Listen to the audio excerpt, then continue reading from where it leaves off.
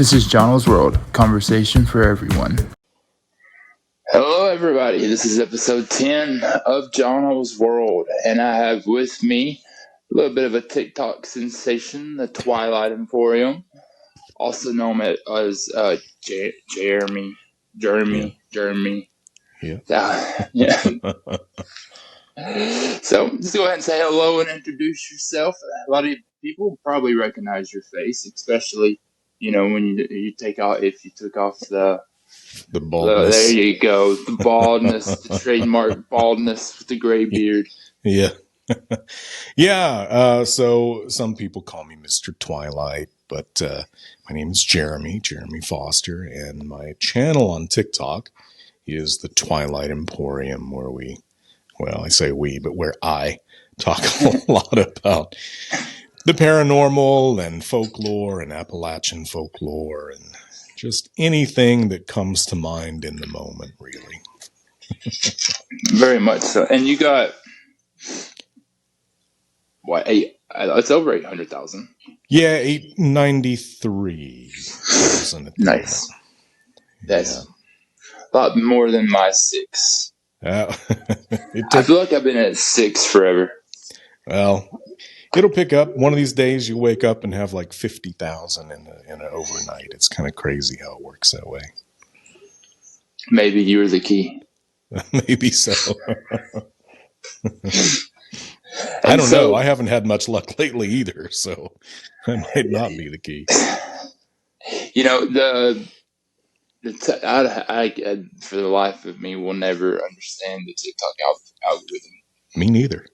It just who I follow and who I see is two totally different things. Yeah, and it's like it seems like it would base your For You page off of people you follow, but it doesn't. It does not. It bases it off who hates the people that you follow. That's true. And my For You page changes in an instant. Like if I watch one video of an elephant taking a bath, for the next 2 days, my For You page is nothing but elephants. Like this is not necessarily what I want to see just because I watched it once. It's just craziness. When the Alabama hat toss happened, I think it was 45 videos of people doing things with chairs in a row that I saw. Yeah.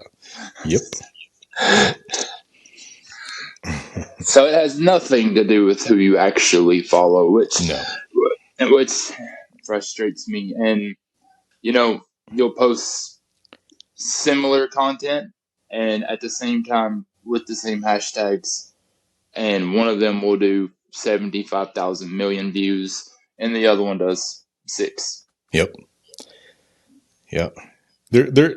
There's a mystery to it that I've never been able to solve, and I know a lot of it has to do with the time that you post, and I always use music in my videos because I like to have a background. I'm a little dramatic at times. But from what I'm understanding, even music now, because of copyright issues, you really shouldn't add it because that can slow down your views too. So it's a mystery. I'll never figure out life or the TikTok algorithm. No. And so when you joined TikTok, you had an interest in Appalachia because your degree is in religious studies, but you grew up like me in Appalachia. Mm-hmm. And so you probably, when was your first encounter with Appalachia Talk? That's a very good question. I would say, so when I started my channel, I did not do anything related to folklore, the paranormal, my degree, nothing. It was all stories about my long and shady dating life and just stupid, silly jokes and things. I think like mine was Bob Lazar is how I started mine. Yeah.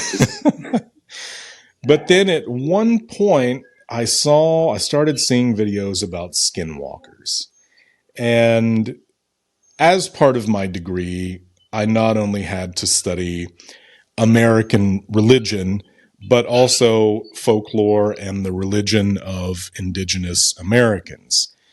And it became very apparent to me that what was being shared on TikTok and what was very popular on TikTok had nothing to do with traditional Skinwalker lore at all. So I started making videos correcting the videos and beliefs about skinwalkers that were very popular on TikTok at the time. And that ended up leading me into not deer TikTok. And Not a not deer. deer TikTok ended up leading me into haunted Appalachia. There's monsters in the trees everywhere you look talk. And by that point, it was like my channel went from stupid dad jokes to correcting what I would call grifters on TikTok. And it just kind of boom, blew up from there. I remember the first time, I just was like, I was still trying to figure out TikTok. And I typed in, Appalachian Mountains. And the videos that started popping up, I was like, wait a minute. I grew up hearing Appalachian stories, that were handed down from my grandpa or grandma, the Lungin stories and all these kind of things. But there was this don't go into the woods stuff, and I was like, what is this? I grew up there and Yep. I never, ever had heard a single solitary, we sleep with our windows open with the big box fans. Yep. Like, we don't lock our doors at night. This was a whole new side of Appalachia that apparently existed. And what was your initial thoughts too? Whenever you like, what in the world? I have to admit, even though Appalachia talk or Appalachian folklore and Appalachian culture is kind of my thing, I live in a part of Appalachia that is north central Appalachia. So I don't live in the heart of the Appalachian Mountains. And Appalachian culture and folklore is not at all homogenous. A lot of people like to lump Appalachian folklore and culture all together, but it isn't. It's very different. My Appalachia that I grew up with is like Southeast Ohio, Northern West Virginia, Western Pennsylvania, Appalachia. And that's very different even from where you're from. It's more Dutch. Right. Pennsylvania Dutch. And there is some Scots Irish, but I grew up in the woods. I grew up with a dad and a grandpa that went coon hunting all the time. I grew up on stories of dudes going out in the woods at night to hunt raccoons. And we hunted for coyotes when I was a kid at night. Like, This is what you do. You frog gig at night, catfish at night.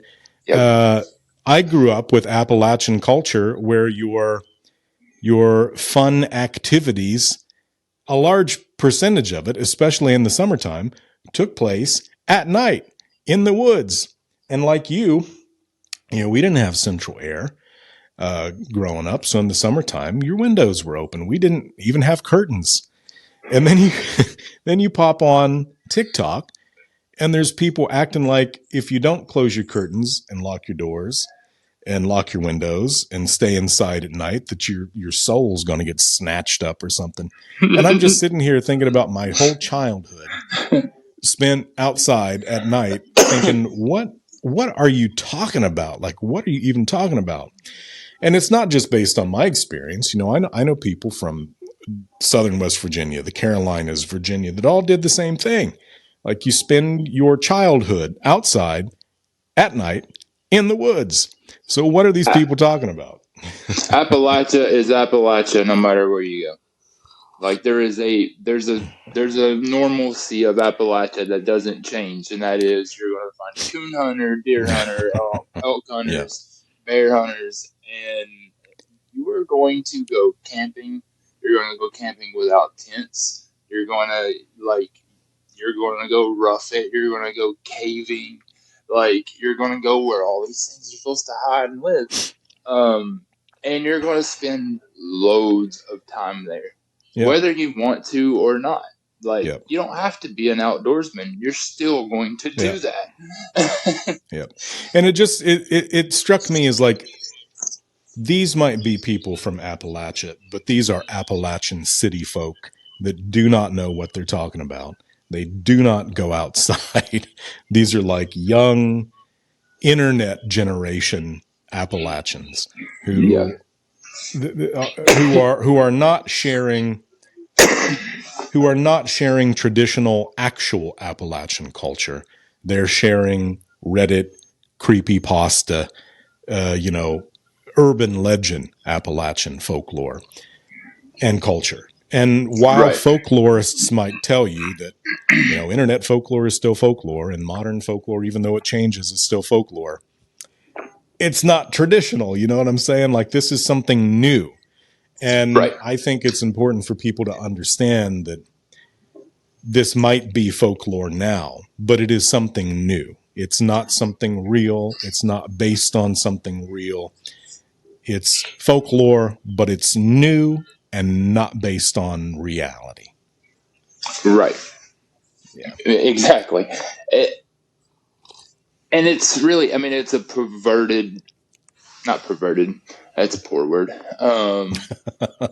It is a twisted, stolen version of indigenous folklore. It is. That actually was there, which is even more troubling because, like, we've taken enough and changed enough of their history. Like, can we not, like, give it back to them and tell, just, like, it's creepy enough how they believed it. Like, I don't need the Wendigo to change at all. Yeah.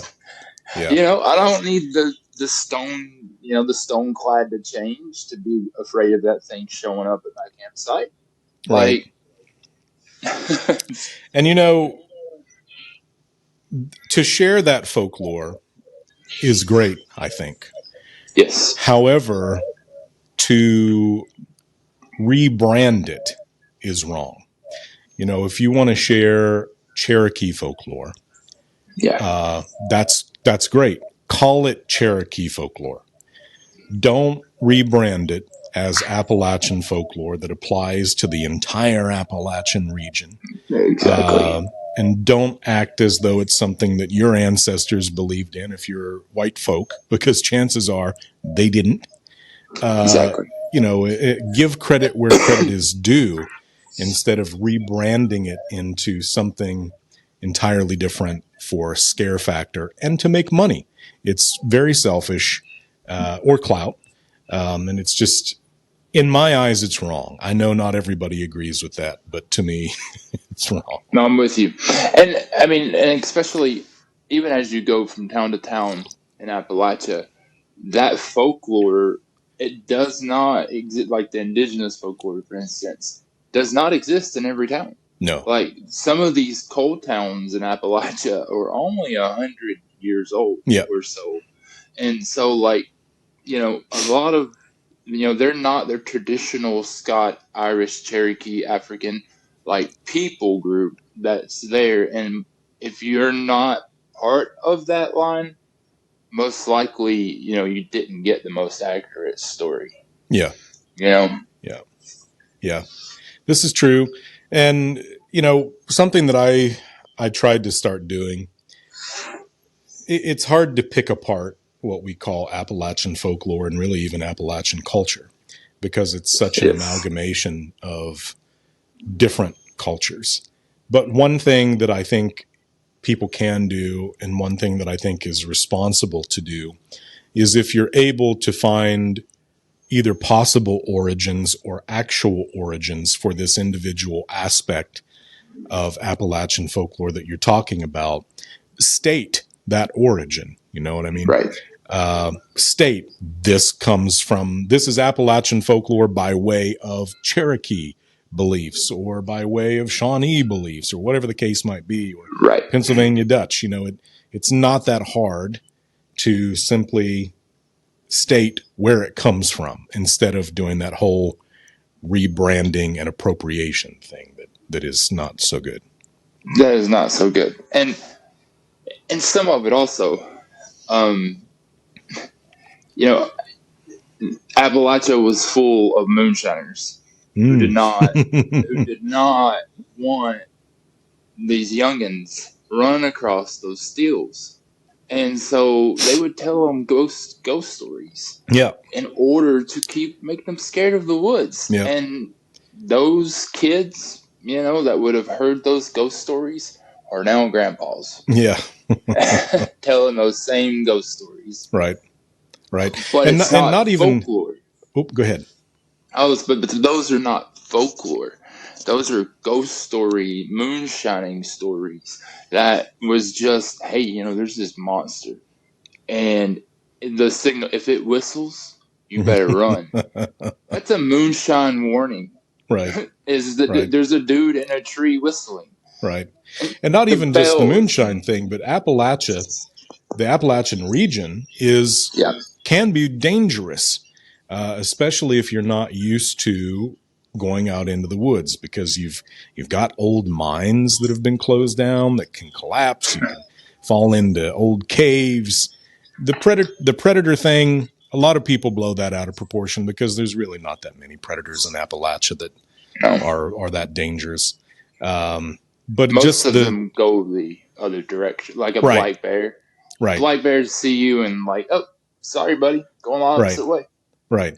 But just the terrain itself, the environment itself is dangerous. And I don't think a lot of people take that into account, especially with the whole missing 411 nonsense where people want to line up disappearances with cave systems. So there must be feral cannibals in those caves. No, those caves are in dangerous environments, man. This only makes sense. I don't understand people. Right. Right. And Appalachia has enough wild, animals that are, very hungry that, if you were to get lost or to fall in one of those mines, you're going to be a meal. Yeah, your possum food. Your possum food, your creek rat food, your bear food, your coyotes, any of that jazz. Foxes, bobcats, even the mountain lions that don't exist. Yeah. But if you talk to the Appalachians, I've seen a mountain lion in Appalachia. Probably 2003, camping without a tent. Mm-hmm. I could hear something walking at night, and I was like, it sounds bigger than heavier than a deer. It had that more, it wasn't a prancer. Yeah. If you know what I mean. And, it was just kind of trotting.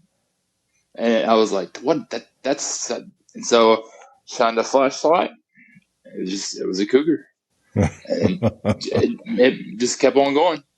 And it didn't even look our way, really. It just, I think the light just kind of deterred it off, and it wasn't a bobcat. You can tell the difference. One has a tail. I've never seen one yet, but I've seen trail cams that people have and pictures that people have taken.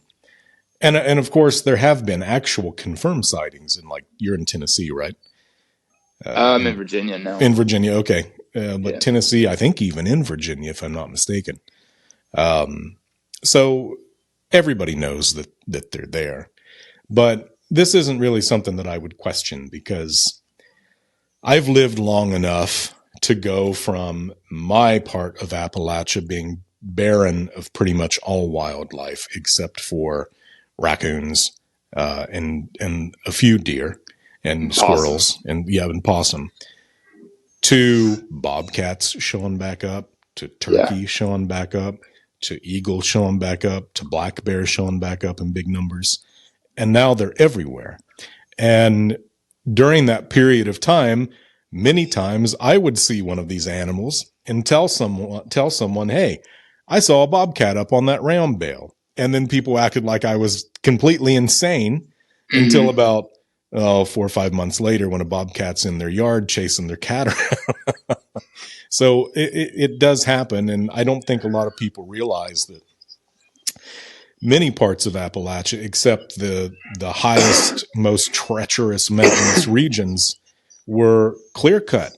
And many of the animals were hunted almost to the point of extinction in some cases. Oh, to extinction. Yeah. So in the case of the cougars. Yep, cougar. And almost deer, which are like cockroaches now.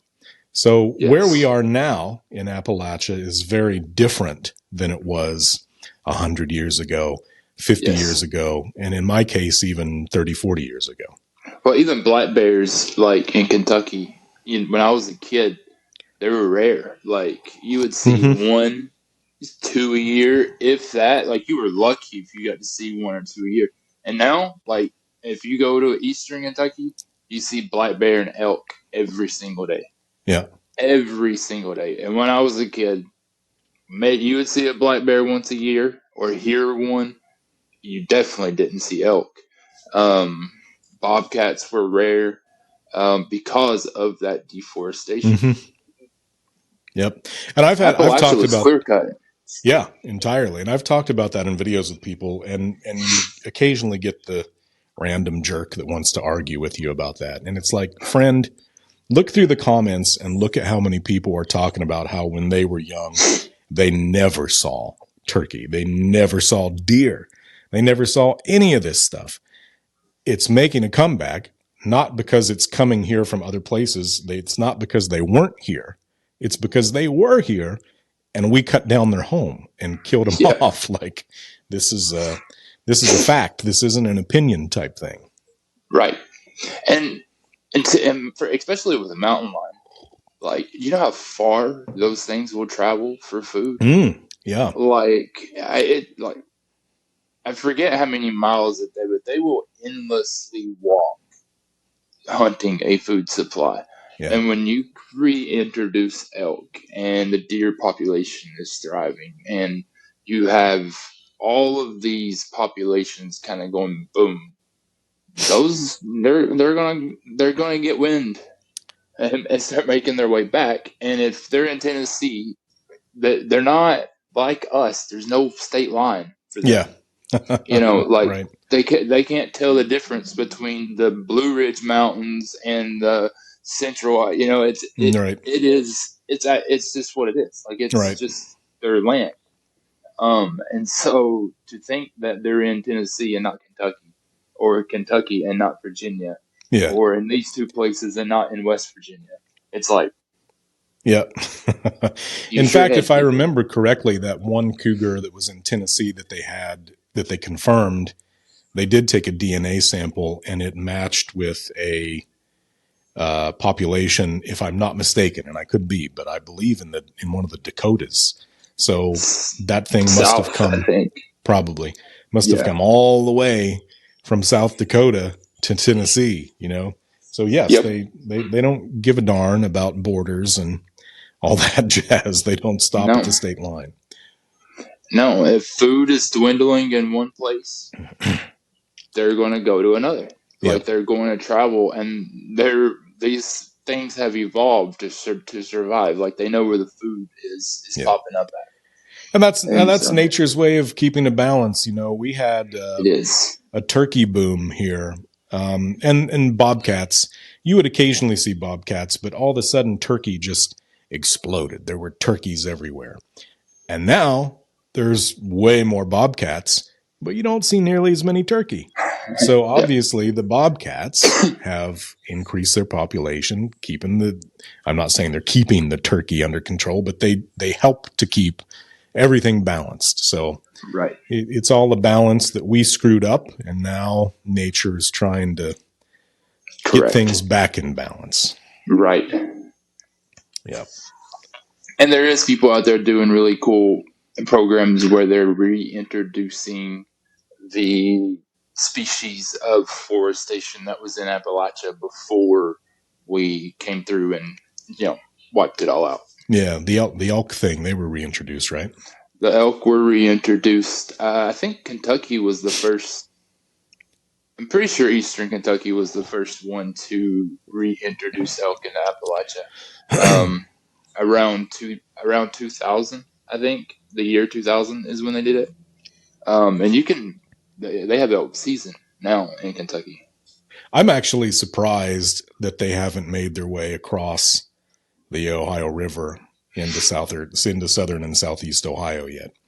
But maybe if they introduce more in West Virginia, they might go that route. There's so many abandoned strip jobs in Eastern Kentucky where there's just endless grazing of where they just sprayed wheat. Yeah. And it's for miles and miles. And so they have no reason. Oh, no reason to leave.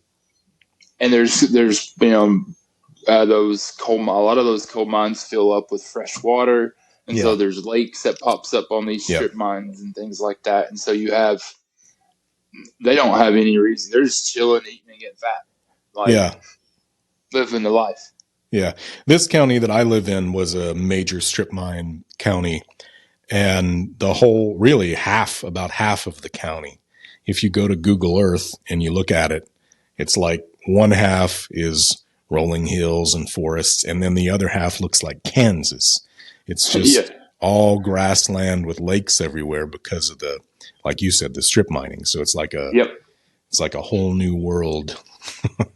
It develops a whole new, Yeah. They reshaped Appalachia for sure.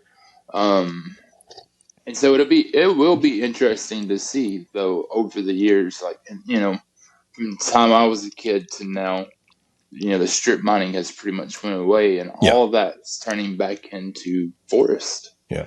So it's going to be interesting to see, like, over the next 30 years, when I'm 65, right before, we kick the bucket. Wonder what it looks like.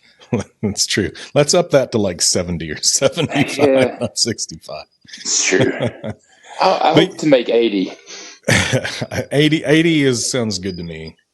Just depends on what kind of shape I'm in. It's true. I don't want to be in a diaper. No, I don't either. Well, no, I'm just kidding.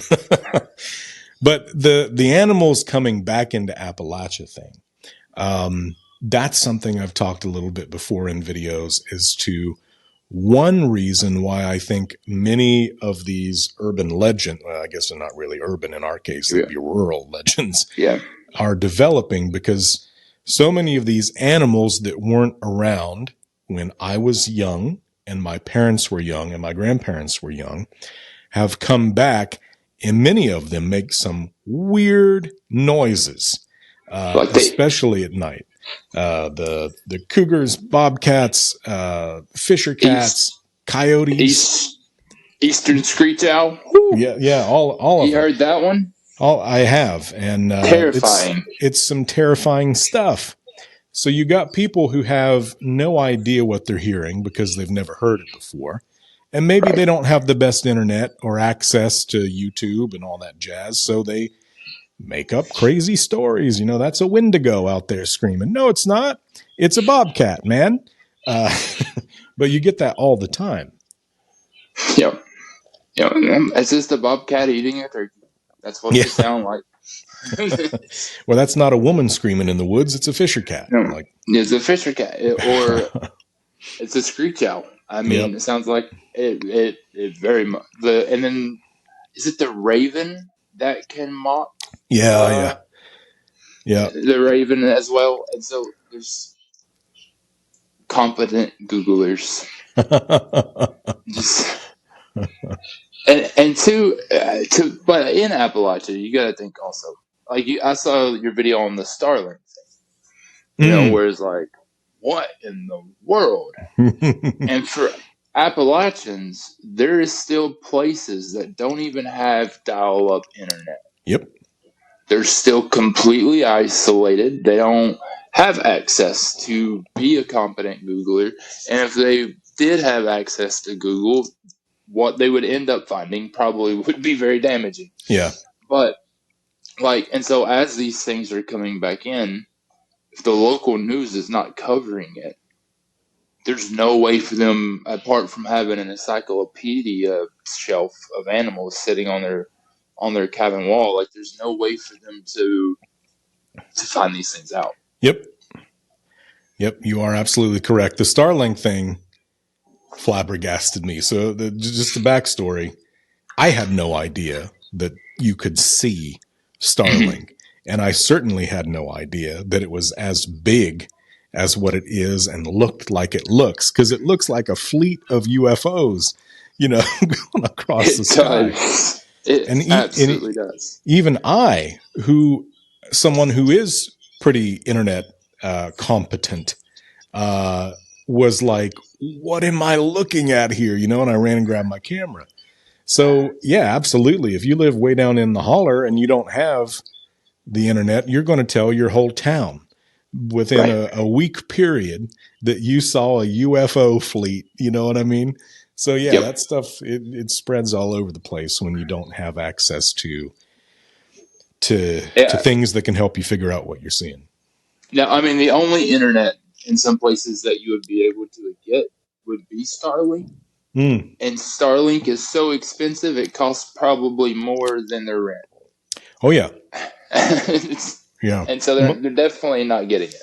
Yeah, around here, if you don't live in town, you're not getting internet. And to mine, well, I think two of the towns here have good internet. My parents live just outside of town about, I don't know, maybe 4 or 5 miles. And they had god-awful DSL until just recently when they did get Starlink. And I think it was like a $500 activation fee, or something like that. Yeah, it's crazy. And then they got the UFO internet. They have the UFO internet. That you on internet. The you on web. Yeah. So that's where I found you though, was the Appalachian stuff, because I was like, where is this stuff coming from? This is not I even stitched a couple videos because they were like, how do you let your pets out at night? And I was like this. Yeah, you open the door and you let them out. Yeah. When I was a kid, not so much now, but your pet stayed outside at night. Yeah. Actually, my dog Murdoch had a Cocker Spaniel who stayed outside. He was the yard dog. And he had a bobcat friend that would come down every night and eat dog food with him, sleep in the doghouse, and then would take off. You didn't have a Wendigo friend or anything like that? Of course, it was some ancient Native American ghost spirit. Oh yeah, from my grandfather's people's burial ground up on top of the hill. Yeah, that I don't understand that jazz. No, for me, the propagation of fear is a major problem because many towns. I'll be honest with you. I've not been to Tennessee or many of the Carolinas in the mountain regions, but we've been to West Virginia all the time, and there's many little towns in West Virginia that have been abandoned by coal and went through an economic disaster.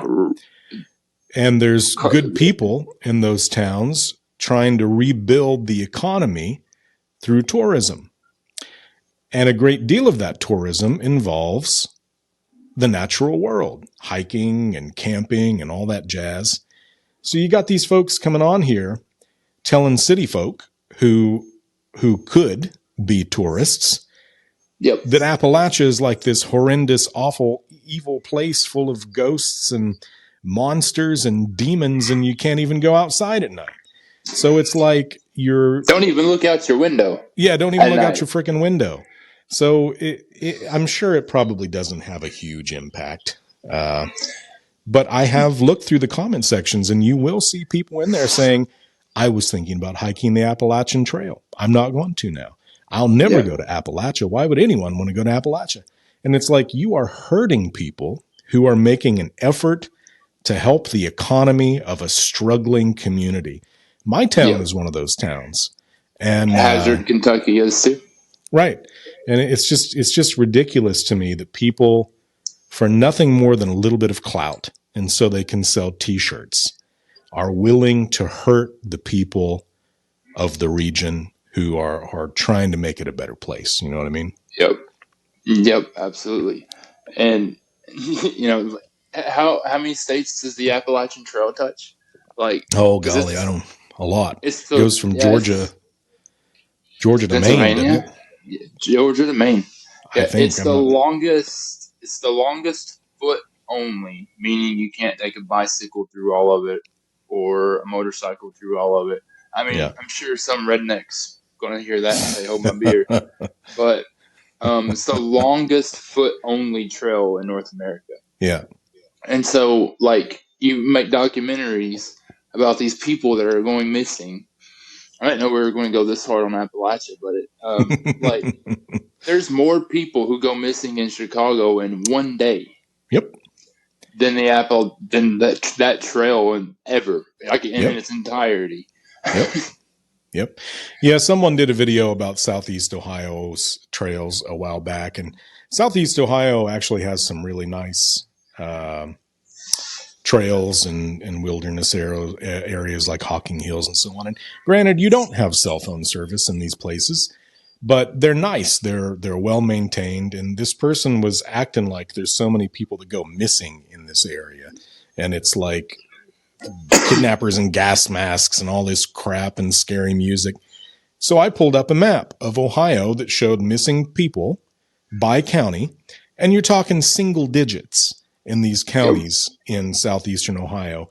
But you look at Cleveland, you look at Columbus, you look at Cincinnati, and you're talking like hundreds and thousands.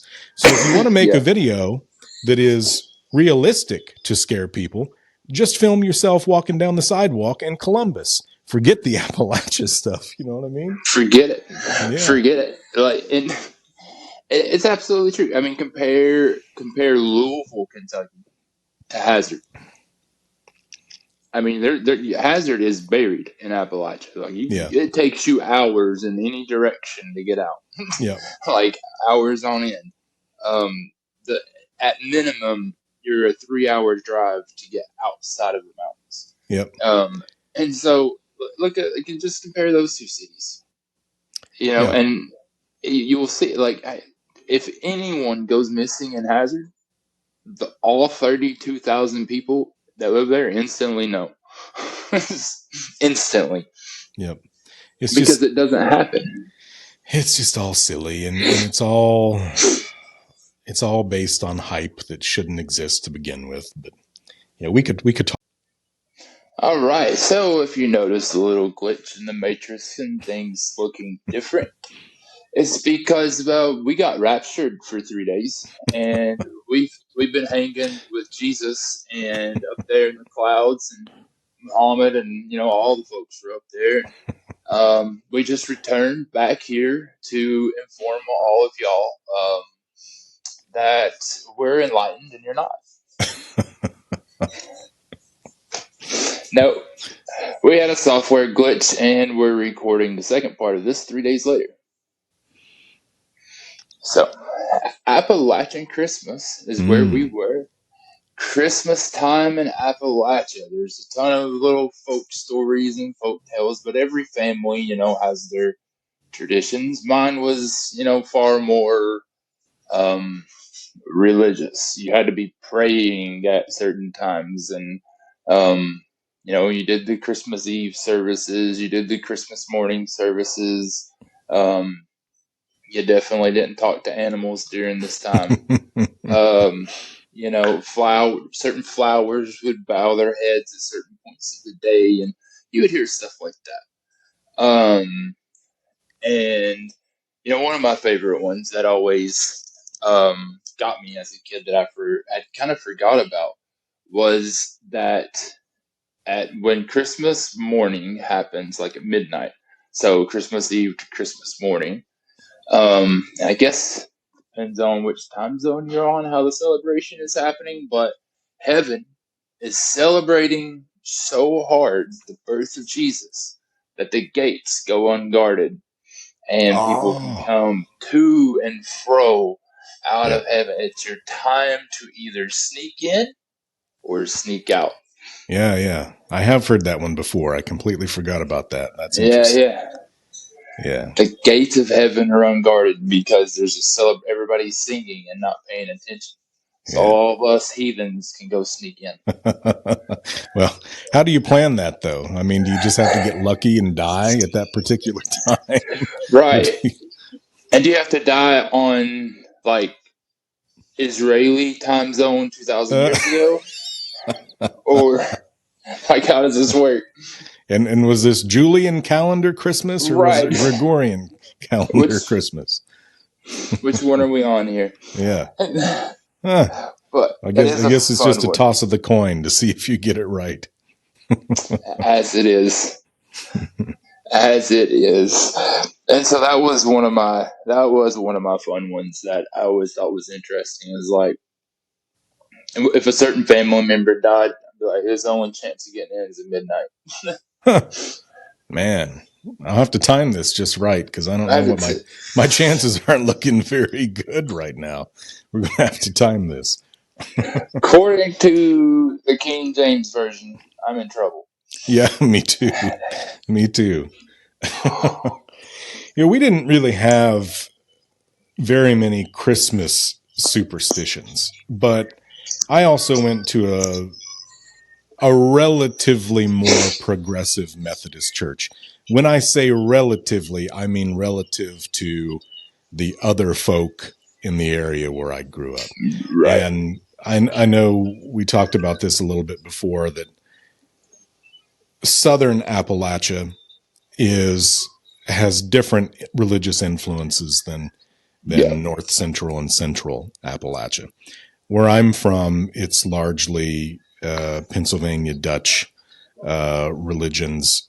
There's some Presbyterians and then a lot of Methodists. Yeah. You don't really get the Southern Baptist influence quite as much. And compared to the other, now there is quite a few like Church of Christ, non-denominational type churches. But compared to the other folk around here, the church I grew up in was pretty progressive. So we didn't really have very many religious themed superstitions and really nothing for Christmas. I know you mentioned the wishbone. We did do that. Right. Where whoever gets the biggest chunk, or the biggest, you break it and whoever gets the biggest piece gets to make a wish. But most of ours was based around New Year's. And the absolute most important one, of course, from my grandma, my mom's family, was that you had to eat your cabbage. You had to eat sauerkraut. Yes. Otherwise, you'd have bad luck and you get pooped on by a bird. I know a lot of people do that one and they put a coin in the sauerkraut. I know originally it was supposed to be a silver coin. My grandma never did that because my mom swallowed a coin when she was a kid and they had to like dig through her duty for a long time. So that was a no-no. And then oysters on New Year's Eve was another big one that you had to have. See, you won't find that in Southern Appalachia as much. You'll find oysters. chitlins. You'll find chitlins. Oh yeah. Oysters. Yeah, I think black-eyed peas are a little more common than cabbage in Southern Appalachia too, if I'm not mistaken. Another one was banging pots and pans at midnight on New Year's Eve, and I had no idea why people did this. I honestly did not. I thought my grandparents just wanted to party and bother their neighbors, but they didn't have any close neighbors. So I'm like, why are we doing this? But it turns out that's to scare away, evil spirits or spirits on New Year's. Yes. And then not washing clothes on New Year's Day is another one that we did. That one's across Appalachia. Yep, because you're washing the clothes of the dead if you do that. Yeah. And whoever's clothes you wash, they might die in the coming year. So that was a big no-no too. You're washing a member of your family away. Yeah, out of your life. Yeah. that one I kind of forgot about, but my mom mentioned that the other day. So no laundry on New Year's Day unless you want to wash someone out of your life. But that guilt is on you. We all got that uncle. Yeah, that's very true. You better wash them. Go ahead. Now, Make sure you wash the socks too. Yeah, there are also some that I'd heard of. That, of course, animals will talk to you on, I believe it's Christmas Day, or will talk on Christmas Day, but you should never go out and try to hear it. Otherwise, you might die in the coming year. And then if you sit under a pine tree, angels, you can hear angels talking, but it's the same thing. You don't want to do it because bad luck, possible death in the coming year. Yep. Yep, it's kind of like the Doctor Who angels that move, it's like that. They're not the good angels. These are the angels of death. These are the reapers that are speaking to you. And, I guess, some of that kind of, don't, if you hear your name in the woods, they all find their way somewhere to be twisted. One of my favorite ones that I heard an old lady say. She was like my aunt-in-law, but like she had been my aunt-in-law since like 20 years before I was born. You know what I mean? Mm-hmm. Like this lady lived. When I say the classic Appalachian house, I mean the classic Appalachian house. Okay. It was, you go up a hill, and then you drive on a flat, and then you go around a hill, and then you drive on a flat, and then you go back this way around a hill, and there's a little white house that sits there on the hillside. Yeah. And the lady that lived there there was 3 people that lived there, but they were all really old. But this lady was like in her 90s at this point. And she was born in 1890, and this was in the 90s. So she was over 100. Yeah. And she would tell her daughter-in-laws or her great-granddaughters to go sit outside on Christmas Eve because neither one of them were married. And sit next to the pigs.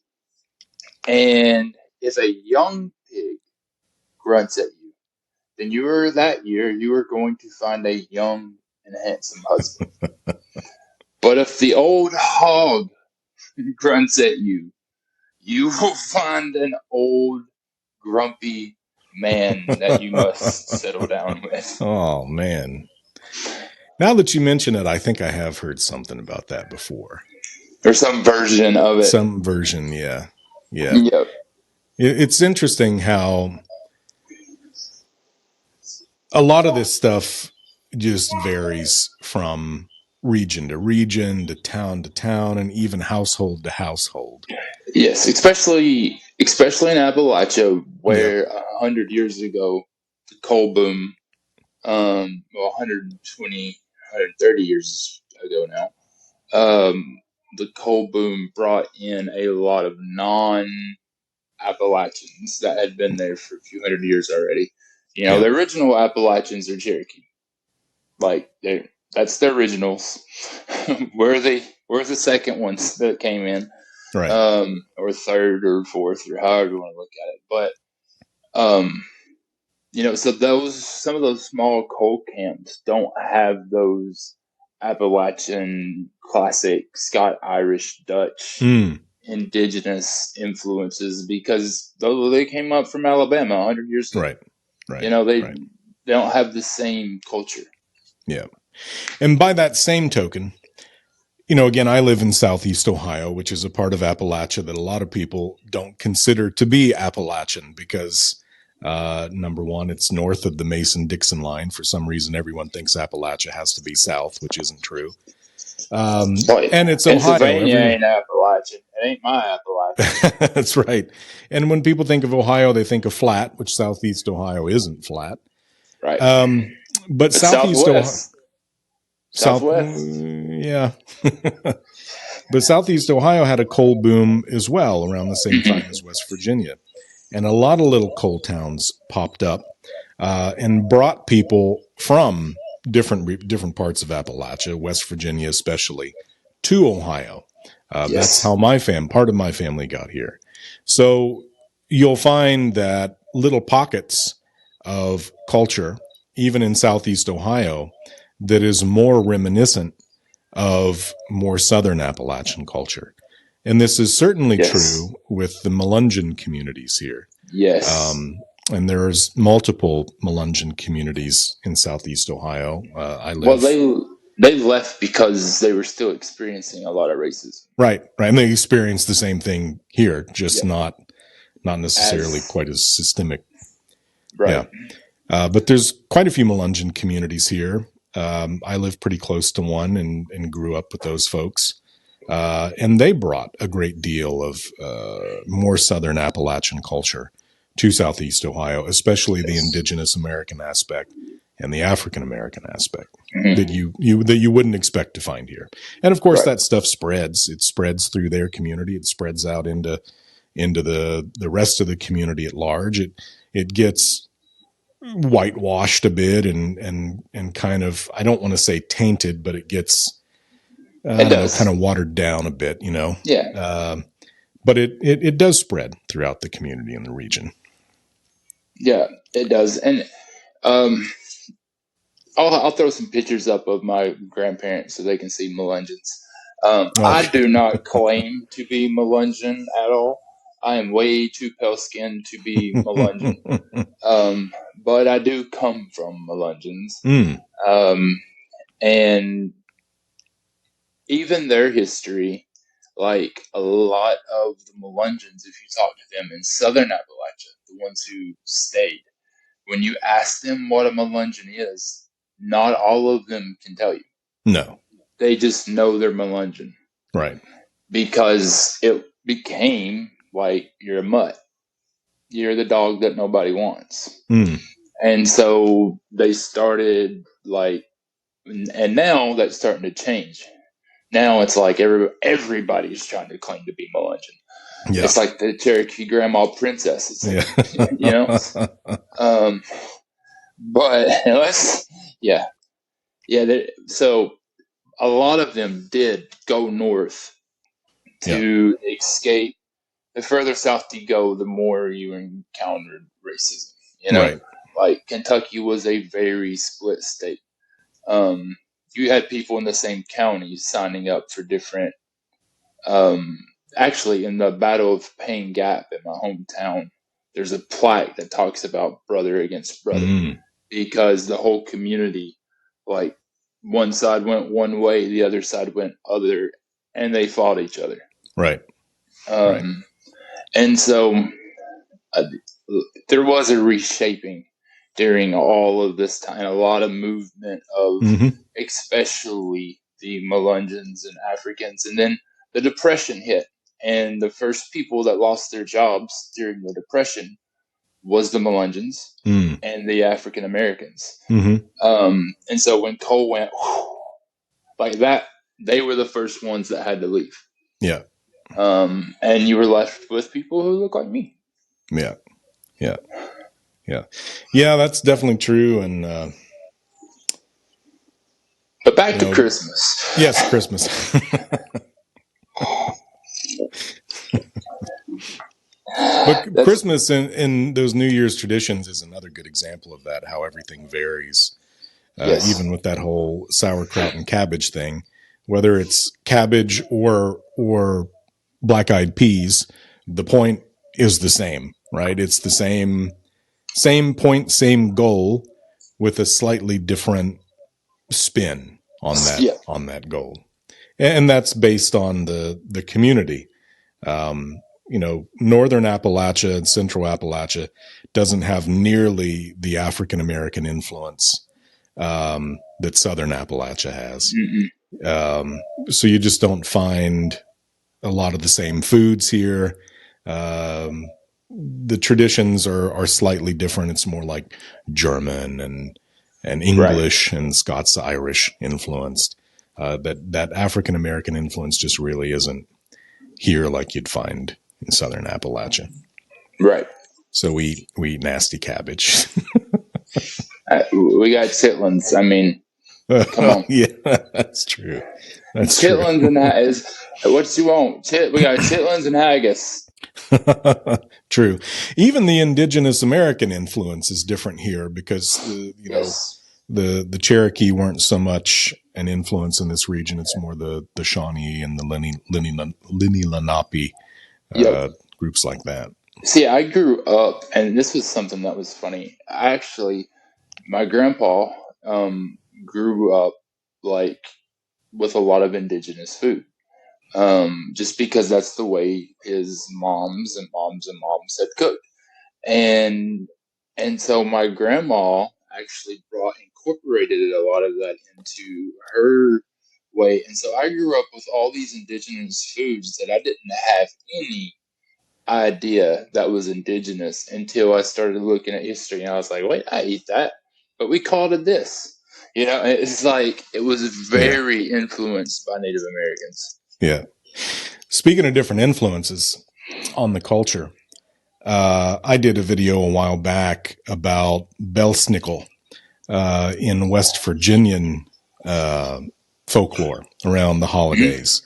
And belsnickel, you could call it Appalachian. It really isn't. It's practiced in parts of Appalachia, but it's very much a Pennsylvania Dutch German tradition that you'll find in West Virginia, parts of Pennsylvania, and Southeast Ohio. But it's basically the Rhineland-Pfalz area's Krampus, right?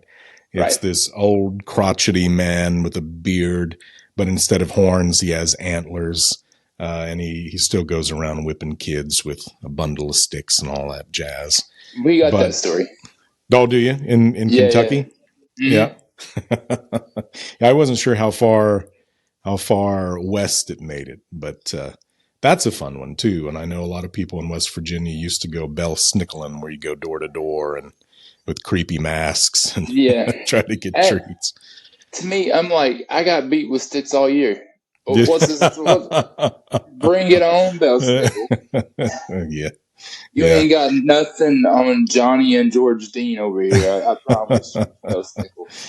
So I know Dwight Schrute made that kind of famous in The Office, but it's very much part of the culture of several Appalachian folk. And I think they call it, and I was super close to West Virginia.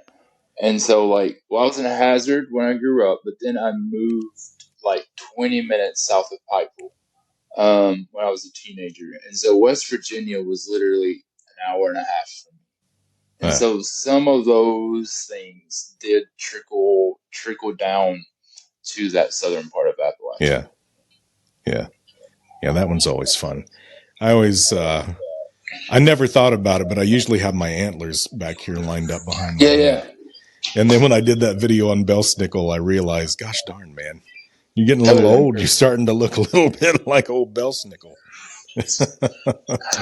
Dude, I felt old. So I was on YouTube, and I was, just kind of midnight scrolling, like you do. And I saw a video pop up, and it said, old school rappers talk about Eminem. And it was 50 Cent. Okay. And I was like, wait, 50's an old school rapper. Hold on. He is Hold now. On. Wait. He is now. So, how old are you? I'm 38. 38? Oh, okay. Yeah. I actually thought you were quite a bit younger than I was, but you're close to. I'm 42. So you just haven't gone gray yet. It's the red holds on. The red holds on. It actually won't turn gray. It will go from red to white. Huh. And then it will have shades of red in the white, but it will go red white. Well, I'm jealous because I started to go gray way early. I just blamed it on the stress of having so many exes. One gray hair for every X. I've got a lot of X's. A lot of X. So did you ever hear the one? Now this one I think is an African descendant one, or at least the Africans who came over and had their own superstitions and went, wait, that's probably not good to happen on this day. But a black cat meowing at you on Christmas Eve night. No, I've never heard that one. It is supposed to be like if a black cat is at your house on Christmas Eve night and it looks at you and meows, it's probably hungry. But it's a bad omen. I would imagine omen. I would imagine that just about any normal bad omen could be considered amplified on auspicious dates like Christmas, Easter, any of that jazz. So I would imagine that just about anything you could come up with that was normally considered to be bad was extra bad on Christmas and New Year, because that sets the tone for the entire year. Right. Yep. Right. And Christmas was the idea of Santa always creeped me out. This whole he sees you when you're sleeping. He knows when you're awake. Yeah. I was like, Santa know way too much. I don't like it. I don't like it. I didn't like it. I remember as a kid, like trying to hide from Santa. I'm like, I bet Santa ain't gonna follow me in this cave. He ain't gonna come in this coal mine with me. That's true. It is a little creepy when you think about it. Like it is. Well, why is Santa peeping on all these little kids? Now, another one. I know we talked about this a little bit before with different variations, is the first footing thing, where the first person that walks in your house on New Year's Day should be, at least in the tradition that I know of, which is Scottish, should be a handsome, dark-haired man. Now, no offense to you, but it's my understanding the origin of that has to do with the Viking raids in Scotland, that there were so many of them who were red-haired and blonde that the first person to walk into your home should be a dark-haired individual. It's very bad luck if they're red-haired or blonde. Now, I don't know how true that is, but that's the origin that I've heard before. I'll tell you what that is. That's the damn English trying to get in our houses. Okay. Okay. Now, you had mentioned, I think, before that you heard it was a priest that should be the first to walk in. Is that right? Yes, priest. Huh. That's how it is in Appalachia, or your pastor, or an elder from the church, someone who can bestow a blessing, like a blessing. And so, and they wouldn't, like, they're not supposed to like dust their shoes off the whole day or anything like that. Like you carry the blessing from the church and the hallowed ground of the church, and you go visit, as many people as possible. Yeah. So I feel bad for mega churches. Yeah. They ain't getting no luck. That's true. It works in Appalachia when you got 23 people and half of them your cousins. That's true. Very true. There's some other ones that like I'll just read it. There's if you hear the chirping of crickets on the Christmas wreath or on the house at Christmas, it is a sign of good luck for the year to come. And that one, that's kind of like, I think that one's kind of like another general good sign type thing. So probably again amplified. Christmas is like the great amplifier of superstition. Right. And if you're supposed to eat an apple on Christmas Eve at midnight on Old Christmas, so January 6th. for good health the whole year. And I'd say one up that you should eat an apple a day. Yeah, I agree. They're pretty good for you.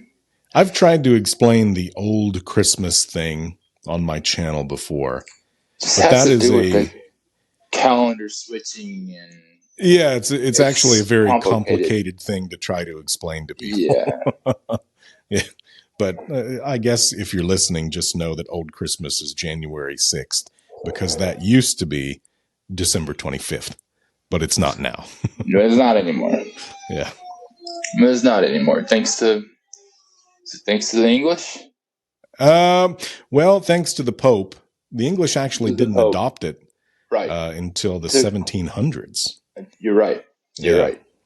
Yeah. You're right. And then people in Appalachia, who were, of course, very anti-Catholic, many of them, didn't want to adopt it at all until very recently. Yeah. Yeah. So some people, it's dying out, but some people still celebrate Old Christmas on January 6th. Well, you'll still hear, even if people don't celebrate it, like they used to, you'll hear it referenced a lot. Oh, today's Old Christmas. And they'll do a couple extra little things, but the big one is that if you are born on Old Christmas, you are supposed to have these magical gifts of healing throughout your life. That if you're born on January 6th, you're not an insurrectionist. You are a healer. That's right. And I think a lot of these superstitions surrounding Christmas, especially, the animals talking and the Krampus trees, that is supposed to be Old Christmas Day. So if they were real, would it apply to the new Christmas Day, or would you have to wait until Old Christmas Day in order to go out and hear the animals speak? I don't know. I don't think I'm going to try it either way. Wait, so should I die on December 25th or January 6th? That's another great question. That's a great question. I guess if you don't do it on January 26th, you have to shoot for the next date. Shoot for the next one. Yeah. And then just hope that it wasn't in March. Yeah, very true. It is fun. Even the comparisons. And I remember first coming out of typical evangelical Christianity, where you get, the Saint Nick story, and that is directly tied to Santa Claus. Mm. And then you learned later that no, it was a kid's book.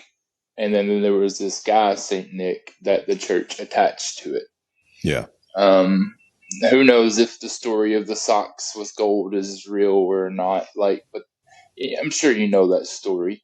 But Santa didn't actually show up until mid 1800s. Yeah. Something like that, and it was in England. I'm pretty positive. Yeah, it's another Victorian creation. Yeah, and the first references in Appalachia of Santa that I could find wasn't until the 1890s. And so, but there is the man, the man in the blue coat on the silver train. Have you heard that one? No, I'm not familiar. Now this is a true story. And this still happens to this day. So long, I think it was 1920, 1930s, a dude from, I want to say upstate New York, business guy, was driving through Appalachia in his old, Ford model, whatever, and wrecks. And his family takes him in. His family's super poor, live in a cabin, yada, yada, yada, nurse him back to health. He gets on a train. He goes back to New York. That year, he shows up on a train, and the train is loaded with silver gifts, and he's dispersing them to everybody in the town. And so still, to this, and he would wear this thick, blue wool, those peacoats. Uh-huh. And he would stand on the back of the train, and he would throw out gifts. to all these kids in the coal camps. Yeah. And so still to this day, they do the man in the Okay. blue Like a little throughout. reenactment type thing. Only they bring real presents for like Yeah. the Salvation Army to give out, and that kind of thing. Huh. No, I never heard that one. That's interesting. Yeah. But that one is that's an actual true one. No legend there. Those are rare. Yeah. That's interesting. Now, I don't know how the guy actually wrecked or that part. Yeah. But there is a guy that dresses in a blue coat still, rides a train, and he brings boxes in his little cheap silver wrapping paper. Huh. Gosh. I used all silver wrapping paper this year. Maybe I need to get a blue pea coat. pull up in a train. Pull up it, or just tell the story on TikTok. Yeah, maybe so. I mean, you got the hat already. That's true. Very true. It is fun, but I like looking.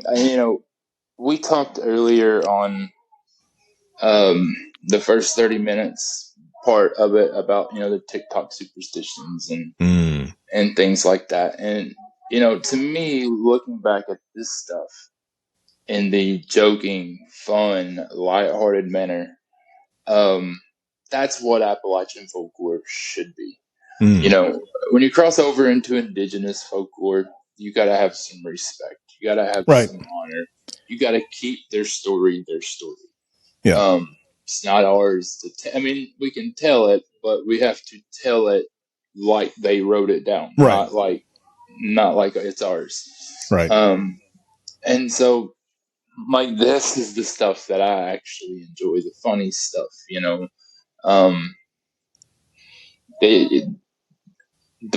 the mirrors in front of the doors that you'll find at the old folks' home because it reflects evil. That kind of stuff. Like, it's so fun to see the evolution of. I mean, you're really seeing through these folklore, these tales. You're seeing the evolution of spirituality and beliefs to make sense of different things we heard in the world. Like you hear people in Appalachia talk about the Banshee because they're Scottish. Mm-hmm. And so they brought it right over and they were like, yeah, it's here too. You hear that thing screaming in the woods? Right.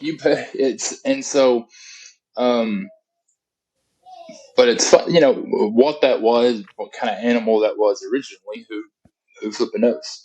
But, it's fun to look at these things. Yeah, have your ghost story with them. Like that's the funnest part of it. But don't use it to scare people away from Appalachia. When I typed in Appalachian Christmas superstitions into YouTube, the first 8 of them had over 1 million views, and it was all about why Appalachia was dangerous. Yep. And I'm a firm believer that folklore should be preserved and taught to people. Yes. Because it's part of who you are. It's part of your cultural identity and your past.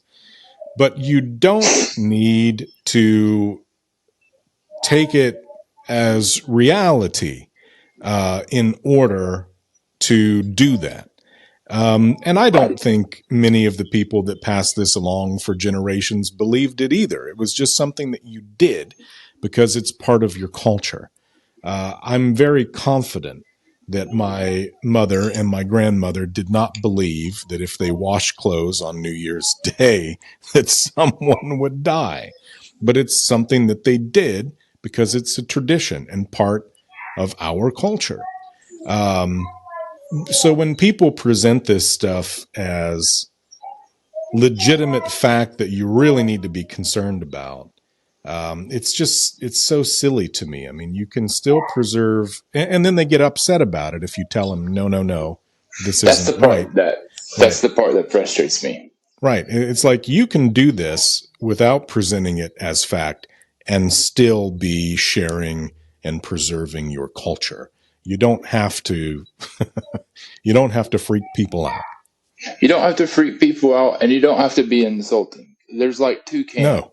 There's like the making fun of the beliefs, like the people who make fun of mountain folklore, and then the people who take mountain folklore and scare everyone out of the mountains with it. Yeah.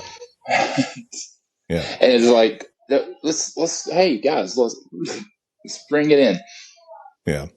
And another thing, you know, I'm very well aware of the fact, and I'm sure you are as well, that in the 80s, 90s, and early 2000s, a lot of this stuff started to go away. Yes. The old folk were dying off. The Gen X and younger didn't care about this stuff. You had popular culture moving in, taking its place, and very few people in Appalachia who are under the age of, I would go so far as to say 60, maybe even older than that, really know a lot about this stuff or its origins. It's Right. coming back because it's trendy. Right. And you find a lot of people in Appalachia who latch on to this stuff, even if it's stuff that is not traditional Appalachian folklore, that is urban legend. And they act like it's something that their meemaw burned into their head from the time they were 2 years old and could talk on. Right. And you know that's not true because No. it's something like Skinwalkers or Wendigo, something that has nothing to do with Appalachian culture. But they will argue with you and fight you tooth and nail. Right. Like that's been a part of their life since they were It hasn't. toddlers, and it hasn't been. It has not. It has not been at all. No. No, it's just, it's nuts to me. I don't know why. I know why people do it, because Appalachia is a region where for most of our lives, we've not felt special. You feel abandoned. You feel like people think you're dumb. You feel like you're kind of the outcasts of American society. And Yes. now we're at a point where being Appalachian is cool and trendy. And if you talk about the spookiest stories you can possibly make up, you get attention and you feel special. It's not that you're telling people the truth. It's not that you're sharing genuine Appalachian folklore. You're sharing BS for clout and attention. And a lot of people do it, unfortunately. A lot of people do it. And it is unbelievably frustrating. And there's just no truth in it. And we didn't grow up with that. Like, you grow up with ghost stories. Yeah, there's ghosts in the mountains. You know, you do hear about, little girls in the woods. But that's everywhere. Yeah. Like, that's everywhere there's a forest. Like, Yeah. there's just this new... The only attention Appalachia got when I was a kid was stuff like Diane Sawyer, Children in the Mountains. Yeah, it's bad stuff. Bad stuff. It's all highlighting the bad. Steven Seagal, Fire Down Below, the coal mines dumping chemicals into the ponds. Yeah. It was stuff like it's Squeal Like a Pig, boy. Yeah, Deliverance, right. Right. It's that kind of banjo playing type of thing that, that was our picture for so many years. Yep. And now, people are like starting to dig the music. Oh, wait, Tyler Childers, he's pretty woke. Yep. And he can sing.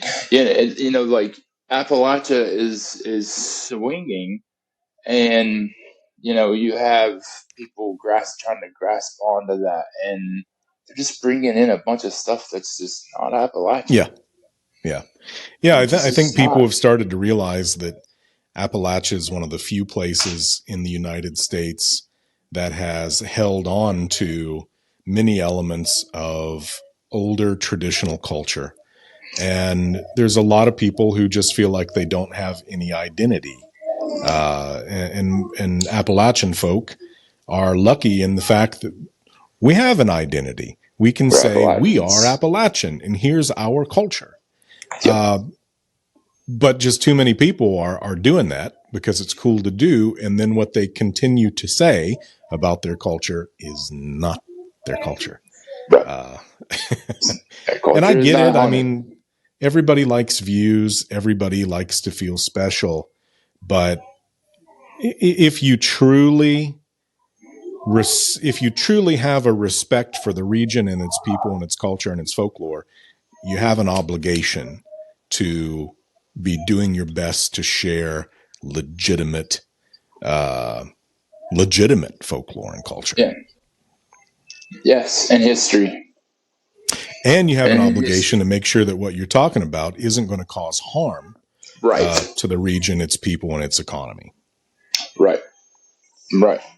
And I mean, Appalachia it's the oldest mountains in the world. It's got the oldest river systems in the world. There's a lot of fun things to think about. You know, before the Ice Age, it was as high as the Himalayas. And then all those glaciers set down on top of it and crushed it down. And then when the glaciers melt, Appalachia, the crushed top of the Appalachian, seeded the whole western side of the United States. And so, like, when you dig into the history, and there's caves so old that there's no bones in them, you know, like it's older than vertebrae. You know, when you get in, there's so much richness in Appalachia. To just make it a spooky place is ridiculous. Yep. And you can still make it spooky by talking about traditional folklore. You don't even need to add in this extra. You do it all nonsense. the time. I try to. Yeah, you do it all, and you do it in the right way. Like, and you do it in a way of you can tell, like, okay, this is folklore. This is a ghost story. Like, let's listen in. You know, like that's the way it's campfire material. Yeah. You don't need to inject creepypasta into Appalachian folklore to make it spooky. You just need to have the right voice. Yep. And if any Appalachian tells you that they don't sleep with their windows open, oh my God, they're not from Appalachia. They're just not from there. That individual that started spreading that one, they blocked me. But the one that I always got most annoyed by was the "don't look in the trees" person. Like, what are you talking about? Don't look in the trees. Monkeys. Like, what are you talking about? And that individual grew up in Maine and then moved to Pennsylvania, Appalachia. So they are considering like the Appalachians in Maine, Appalachia, and it is not. It is not part of the Appalachian geocultural region. The Appalachian Mountains might be there, but that is not Appalachia. Geographic reach is different. It's like, you know, it's like going to the Scottish Highlands and going, "Oh, I'm in Appalachia." Right. No. Yes, okay. Technically, we on the same range, but we're in a different place. Right. People just don't understand. I think the Appalachian region is very difficult to define anyway, even by experts, because not all experts agree on what is and is not Appalachia. No. And then you toss in this notion that, well, the Appalachian Mountains are Appalachia. Okay, which part of the Appalachian Mountains? Obviously not Maine and Canada. So it's just like you cannot generalize Appalachian culture. You can't generalize Appalachian folklore because it's very diverse, even in the region that we can agree is Appalachia. So these folks that come on there and act like the whole region is full of wolf men or dog men, and it's just not. That ain't how it works. There's the black-eyed people. There's the white-eyed people. You know, there really was the blue people. That's true. Yeah, that story hits a little too close to home for me. I mean, it hits close to home for me. I understand. And yep, there might be one or two of those up there in the line somewhere. But you know what? That type of thing, and you're talking about incest. The blue fugits. Yeah, I mean, and that occurs. That actually, I mean, it occurs everywhere. It occurs amongst royalty. It occurs in urban areas, and the fact that people latch on to that as an Appalachian thing is just so ridiculous, and it's something that people exploit even today. Not only that family, but also the Whitakers. I was about to mention them. Yeah. How many TV crews have went to the Whitaker's house? Yep. And they're still sitting in that freaking trailer, poor as hell. No one has helped them. No one has given them any of that YouTube revenue. No one has gotten them off the side of the road. Like, not even to a nicer double wide on the hillside. Come on. Yep. I mean, that is exploitation in its purest form. Yes. And I know the guy that does most of it tries to show him doing nice things for them to make it look like, oh, they're not being exploited, but they are being exploited. They are. Because he's not the only one that uses them to make money and gain clout. I don't even want to do a video talking about how I feel like they're exploited because I feel like that's me exploited. That's how I feel about it. Like, I want to talk about it so bad. But then I'm like, well, no, they're on my TikTok. So if I make money off this, I'm in the same crowd. Yep. Yeah, it's awful. It frustrates me to know. And that is also such a rarity in Appalachia. Oh, yeah. Like, that is a unique situation that is not common. Right. That is not a common occurrence. Right. But it's something you'd find anywhere, really. It is. I mean, look at King Tut. Just leave it there. But even the current British royal family.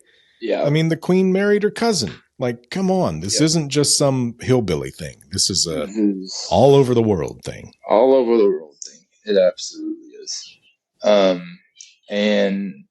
But people in Appalachia also, though, like, they're so conscious of that, that it is really rare. Like, I know people before they date, like, they sit down and look at their family trees.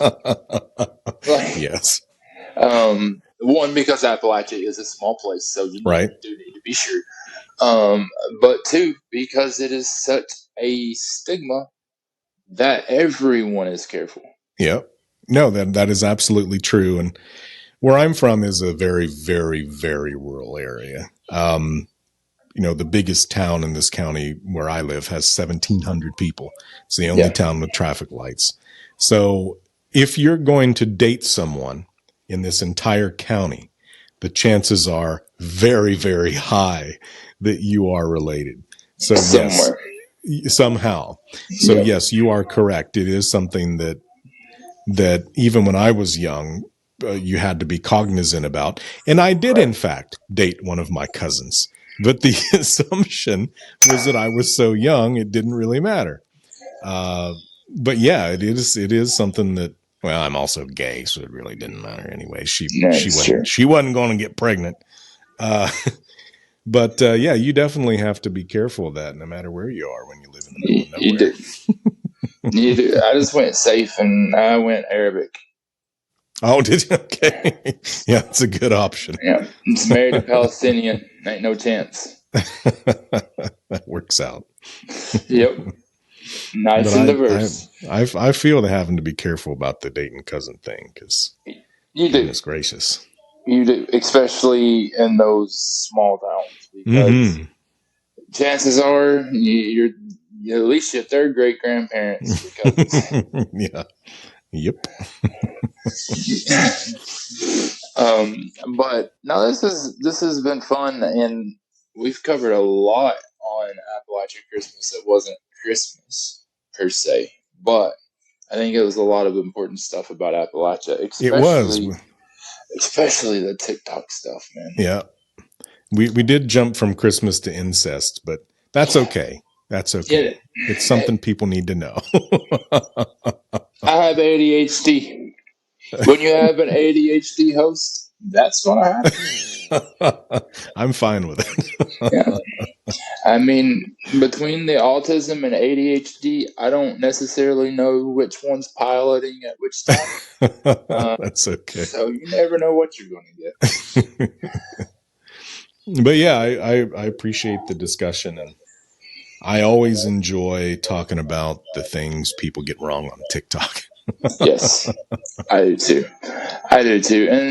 And the stuff that I grew up with was far more innocent than, these malevolent creatures. Yeah. And I heard some of the stories about the stone men that lived in the mountains, and, which is the Stoneclad, which is a Cherokee story that had been passed down through Melungeons and kind of changed into just being stone men that lived out in the caves. You would hear, stuff like that, but like, it wasn't one of those things where it's like you're going to come across them. It was campfire ghost story. Yeah. It wasn't lock your door at night to keep the stone man from coming and snatching you. No, it's leave your screen door closed so the mosquitoes don't get in. Yeah. But everything else is open. Very true. If you leave your door open at night, there's two things that's going to happen. Well, a couple. Possum. Possum is the big one. Raccoon. Yeah. Creek rats, which are bigger than raccoons. Especially in southern Appalachia. I mean, those things are like... I saw one on my porch one time. I opened up my door, and there's a creek rat there, and the thing was so big that I literally was afraid to even shoot it. I just closed the door and left it. It was bigger than any possum that I'd ever seen. Oh, wow. And this thing is a rat. Yeah. And so, or a black bear is going to walk through. Yeah. Which is pretty common nowadays. And snoop through your food and then leave you alone. But yeah, it doesn't want you. It wants to know what's in your refrigerator. Yeah. It wants Twinkies and ho-hos. And yes, that's literally. It doesn't even want the fish that you've had in the refrigerator for 3 days. No, it wants the snacks. Little Debbie. Yes. Yes. And so, thank you for coming on. I'll link your TikTok. And you have a YouTube, don't you? You don't use it. I do, but I very rarely post on there. I probably should because TikTok gives me so much grief, but maybe in the future. Dude, I've been shadow banned from TikTok ever since I deleted my Bob Lazar content. Yeah, it's interesting. Yeah, but I appreciate it as well, and I'll have to post some of this, whatever you post, on my channel as well, and we'll get people into the truth of Appalachia. I like it. And I also have it set up on, if you're watching on Spotify, you can go like down and below and there'll be links to different things, but also you can leave questions and things like that, and we can answer them on TikTok. Cool.